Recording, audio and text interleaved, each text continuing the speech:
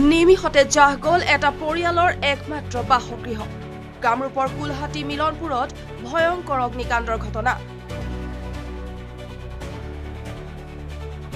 এই অগ্নিকাণ্ডত সম্পূৰ্ণভাৱে ক্ষতিগ্ৰস্ত হয় ৰজত দাস নামৰ কৃষকগৰাকীৰ বাসগৃহ। অগ্নিকাণ্ডৰ ফলত কৃষকগৰাকীৰ বাসগৃহ সম্পূৰ্ণৰূপে ক্ষতিসাধন হোৱাৰ লগতে বহু মূল্যৱান নথি পত্ৰ তথা মূল্যৱান সামগ্ৰী জুইত জাহ যায়। অগ্নিকাণ্ডৰ কাৰণ এতিয়াও সঠিককৈ জানিব পৰা হোৱা নাই যদিও ওচৰতে থকা ধানৰ খেৰৰ পুঁজিৰ পৰা অগ্নিকাণ্ডৰ সূত্ৰপাত হোৱা বুলি পৰিয়ালৰ লোকে জানিব দিছে।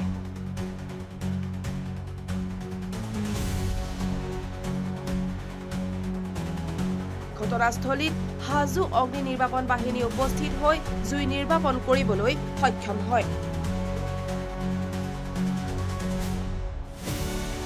মই পথাৰলৈ গ'লো, মোৰ লগত মোৰ কইনা আৰু মোৰ বাচ্চাটো যায় লগত।